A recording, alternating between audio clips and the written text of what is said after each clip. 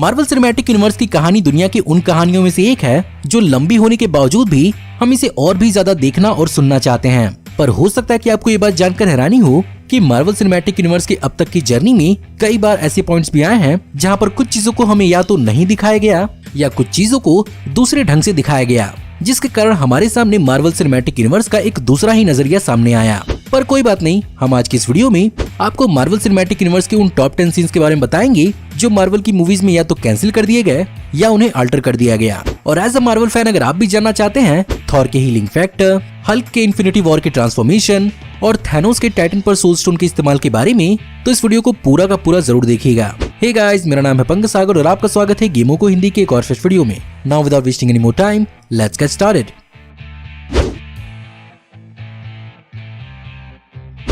अब हो सकता है कि आप में से कुछ लोग ये बात न जानते हों, बट इनिशियली एमसीयू फेज 1 को बहुत ही अलग ढंग से सेट किया जा रहा था। यहाँ तक कि एवेंजर्स का इनिशियल रोस्टर भी बहुत हद तक अलग होने वाला था, जहाँ पर हमें हैंक पिम की wife Janet Van Dyne Avengers की इनिशियल टीम में दिखने वाली थी।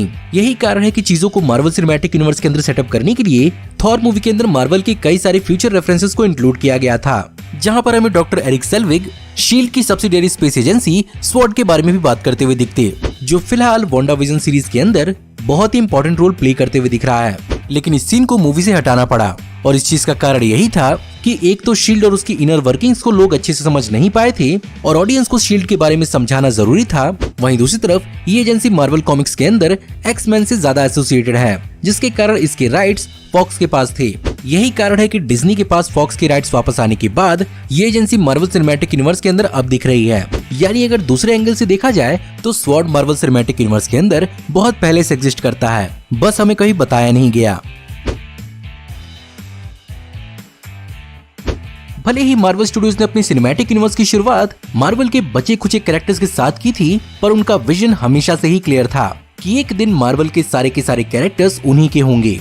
यही कारण है कि केविन फाइगी ने मार्वल के कैरेक्टर्स की एडवांस बुकिंग भी शुरू कर दी थी, जिसके कारण आयरन मैन की पहली मूवी के अल्टरनेट पोस्ट क्रेडिट सीन में हमें निक फ्यूरी, हमें एक्स-मैन के म्यूटेंट्स और स्पाइडरमैन के बारे में हिंट देता हुआ दिखता। As if gamma accidents, radioactive bug bites and assorted mutants weren't enough. जो कि थोड़ी सी अजीब बात इसलिए है क्योंकि मार्वल स्टूडियोज के पास 2008 में इन कैरेक्टर्स के राइट तो बिल्कुल भी नहीं थे। तो ऐसे में मार्वल स्टूडियोज को इन कैरेक्टर्स को टीज करके फायदा भी क्या होता। वेल, ऐसा भी हो सकता है कि जब आयरन मैन मूवी रिलीज हुई थी उस समय मार्वल स्टूडियोज डिज्नी के अंडर नहीं आया था, जिसके कारण हो सकता है कि वो इन कैरेक्टर्स को अपने सिनेमैटिक यूनिवर्स में इस्तेमाल करने के लिए प्रोडक्शन कंपनीज के साथ कॉन्ट्रैक्ट एग्रीमेंट का सहारा लेते। लेकिन जब रियलिटी उनके सामने आई होगी तो उन्होंने इस सीन को मूवी से हटा दिया होगा, जो कि बहुत ही अच्छा फैसला था, वरना मार्वल नर्ड्स स्पाइडरमैन और एक्स-मैन का इंतजार करते करते बुढ़े हो जाते। To be honest, Avengers Age of Ultron एक बहुत ही अजीब मूवी थी और इस अजीबियत की हद पार तब हो गई जब एक्स-मैन के दो फेमस म्यूटेंट्स क्विक सिल्वर और स्कारलेट विच को नॉन म्यूटेंट्स बताकर इंक्लूड किया गया।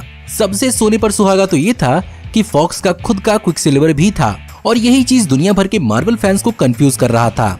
बट फॉर्चुनेटली मूवी के एंडिंग तक एमसीयू के अंदर क्विक सिल्वर की डेथ हो गई और यहाँ पर आपको खुद को लकी इसलिए मानना चाहिए क्योंकि जॉस व्हेडन के ओरिजिनल प्लान के हिसाब से आपके दिमाग में ये कंफ्यूजन कुछ समय और रहने वाला था, क्योंकि क्विक सिल्वर इस मूवी के अंदर सरवाइव करने वाला था। लकीली जॉस व्हेडन ने इस बात को रियलाइज किया कि एक वॉर मूवी बिना किसी सेक्रीफाइस के नहीं हो सकती और ऐसे में क्विक सिल्वर को जाना पड़ा। आपको एवेंजर्स का वो सीन तो याद ही होगा जहां पर ब्रूस बैनर बताता है कि उसने खुद की जान लेने की कोशिश की थी पर हल्क ने उसे ऐसा करने नहीं दिया। वेल, ये सीन एडवर्ड नॉर्टन के इनक्रेडिबल हल्क मूवी में दिखने वाला था, जहां पर ब्रूस बैनर एक आइसबर्ग पर एक गन की मदद से खुद की जान लेने की कोशिश करता। सबसे बड़ी बात तो ये है कि ये आइसबर्ग कहीं और नहीं बल्कि उसी लोकेशन के पास थी जहां से कैप्टन अमेरिका को निकाला गया था। लेकिन इस सीन के थोड़े डार्क होने की वजह से इस सीन को अल्टीमेटली हटाना पड़ा। लेकिन मेरे हिसाब से इस सीन को इस मूवी के अंदर होना चाहिए था, जहां पर हमें बेसिकली ब्रूस बैनर के इंटरनल स्ट्रगल के बारे में भी जानने को मिलता। मैंने कहा था ना कि एज ऑफ अल्ट्रॉन एमसीयू की एक बहुत ही अजीब मूवी थी। वेल, टर्न्स आउट कि इस मूवी के अंदर हमें बहुत कुछ जल्दबाजी में दिखाया जाना था और वांडा, पिएट्रो और विजन का इंक्लूजन काफी नहीं था कि इस मूवी के अंदर एमसीयू के सबसे ताकतवर सुपर हीरोज में से एक कैप्टन मार्वल का भी इंट्रो दिखाया जाना था, जो बस मूवी के एंड में ऐसे ही आकर लाइन में खड़ी हो जाती। बिना किसी ओरिजिन के या बिना किसी एक्सप्लेनेशन के। और इनिशियली इस सीन को मूवी के अंदर इंक्लूड भी किया जाना था, मगर इस सीन को इस मूवी के अंदर इंक्लूड नहीं किया गया और कैप्टन मार्वल की ऑफिशियल ओरिजिन को 2019 में दिखाया गया। वैसे जो हुआ अच्छा हुआ, वरना मेरे हिसाब से सबसे बड़ा सवाल ये उठता कि अगर कैप्टन मार्वल इतनी आसानी से एवेंजर्स का टीम ज्वाइन कर सकती हैं, तो वो through out the movie Ultron के खिलाफ एवेंजर्स की हेल्प करने क्यों नहीं आई। हमने एंड गेम के पहले ब्रूस बैनर को थ्रू आउट द एमसीयू अपनी अल्टर ईगो हल्क के साथ जूझते हुए ही देखा है, जहां पर कभी हल्क जीतता था तो कभी बैनर। और हद तो तब पार हो गई जब हल्क ने एवेंजर्स इन्फिनिटी वॉर में बाहर आने से ही मना कर दिया। बट सरप्राइजिंगली इस मूवी के अंदर एक सीन शूट किया गया था जहां पर हल्क और ब्रूस बैनर पहली बार समझौता करते और वहीं पर इन दोनों का कॉम्बिनेशन प्रोफेसर हल्क देखने को मिलता, जहां पर जब नताशा हल्क को शांत करती तब उसे समझ में आता कि हल्क कुछ ज्यादा ही इंटेलिजेंट हो चुका है। और ये सीन मेरे हिसाब से एंड गेम की सिर्फ और सिर्फ एक्सप्लेनेशन से तो बहुत ज्यादा अच्छा होता, जहां पर ब्रूस बैनर ने अपने आप को ऑफ मूवी प्रोफेसर हल्क में कन्वर्ट कर लिया।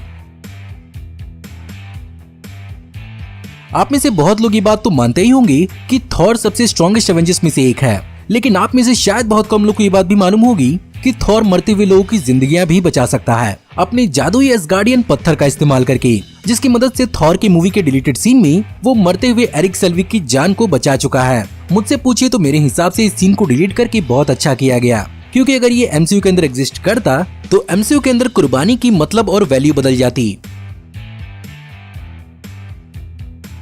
थॉर रैग्नारॉक के अंदर बहुत ही भारी मन से हमें ऑल फादर ओडिन को विदा करना पड़ा, जहां पर ओडिन बिना किसी दिक्कत के लोकी और थॉर को छोड़ के चले जाते हैं। मूवी के अंदर इसे जितने आराम से दिखाया गया है, इसके अल्टरनेट सीन में ये उतना ही दर्दनाक होने वाला था, क्योंकि एक तो ऑल फादर ओडिन को पहले न्यूयॉर्क में एक होमलेस की तरह दिखाया जाना था, दूसरा हेला यहाँ पर आकर ओडिन की ऑफिशियली जान लेती और बेसिकली यहीं पर ओरिजिनली थॉर के हैमर को क्रश होते हुए दिखाया जाना था। लेकिन जब ये फुटेज टेस्ट ऑडियंस को दिखाया गया था तो उन्हें इस बात का बहुत ज्यादा बुरा लगा था। ऊपर से फ्यूचर में न्यू एसगार्ड को सेटअप करने के लिए नॉर्वे के लोकेशन को एस्टैब्लिश किया गया। हम सब जानते हैं कि सोल स्टोन कितना महंगा है। आपके पास दुनिया की सारी दौलत ही क्यों ना हो, आप तब तक एक्वायर नहीं कर सकते जब तक आप अपनी किसी सबसे अजीज की कुर्बानी नहीं देते। वो सब तो ठीक है, लेकिन हमने इसका इस्तेमाल as a standalone gem की तरह नहीं देखा। लेकिन ओरिजिनली थैनोस इसका इस्तेमाल टाइटन पर करने वाला था, जहां पर वो टाइटन पर गार्डियंस के सोल को उनकी बॉडी से अलग कर देता, जिसके बाद वो चांद फेंकने वाला सीक्वेंस होता और यहाँ पर स्पाइडरमैन सारे के सारे गार्डियंस की जान बचाता, जहां पर मेंटिस सबके आत्माओं को उनकी बॉडी से फिर से एक बार रियूनाइट करती। लेकिन इस सीक्वेंस को बदलकर पावर स्टोन का सीक्वेंस लाया गया। यहाँ मेरे हिसाब से इस प्लान्ड सीक्वेंस को जरूर दिखाना चाहिए था, ताकि सोल स्टोन और क्या क्या कर सकता है लोगों को समझ में आता। मार्वल सिनेमैटिक यूनिवर्स की अब तक की सबसे बड़ी कुर्बानी हमें टोनी स्टार्क के डेथ के रूप में एवेंजर्स एंड गेम में देखने को मिली, जिसने बिना किसी सुपर पावर के होने के बावजूद भी अपनी सारी ताकत के साथ हर एक मुश्किल से अपनी अंतिम सांस तक लड़ा। ऐसे में इस एवेंजर के लिए एक सलूट तो बनना चाहिए था। ये सलूट था भी, जहां पर इस सीन में लगभग सारे के सारे एवेंजर्स ने टोनी को अपना रिस्पेक्ट दिखाया था। बट ऑब्वियसली एंड गेम पहले ही इतने ट्रेजिक मोमेंट पर खत्म हुआ था कि अगर इस सीन को भी मूवी के अंदर ऐड किया जाता तो हमारी सैडनेस और भी ज्यादा बढ़ जाती। इसलिए एंड गेम को एक अच्छे नोट पर खत्म करने के लिए इस सीन को इंक्लूड नहीं किया गया। खैर, मैं भी यहाँ पर फिल्म मेकर्स के इस डिसीजन से बहुत ज्यादा अग्री करता हूँ और फ्यूनरल का लास्ट का टोनी वाला सीन ही टोनी की विदाई के लिए बहुत हद तक सफिशिएंट था। पर फिर भी इस बारे में आपका क्या सोचना है? क्या इस सीन को मूवी में इंक्लूड करना चाहिए था? मुझे कमेंट में जरूर बताइएगा। तो गाइस, ये थे टॉप 10 डिलीटेड और Altered Marvel cinematic universe scenes. मुझे मालूम है अब भी बहुत सारे सीन्स हैं जिस पर बहुत सारे वीडियोस बन सकते हैं, और अगर ये वीडियो अच्छा परफॉर्म करती है तो वो वीडियो जरूर आएंगी। इसलिए अगर आपको ये वीडियो पसंद आई हो तो इस वीडियो को लाइक जरूर करिएगा। साथ ही साथ मुझे कमेंट में जरूर बताइएगा कि आपको मार्वल सिनेमैटिक यूनिवर्स के कौन कौन से डिलीटेड सीन्स के बारे में मालूम है। हमारी ऐसी ही आने वाली ऑसम वीडियोस को देखते रहने के लिए हमारे चैनल को सब्सक्राइब करिए, बेल वाले आइकन को दबाइए और हमारी वीडियोस को बिना मिस किए एंजॉय करते रहिए। और अगर आप चाहें तो इस वीडियो के लिंक को अपने दोस्तों के बीच में जितना हो सके उतना शेयर करें। Thank you for watching. See you in the next video. Till then, take care. Goodbye.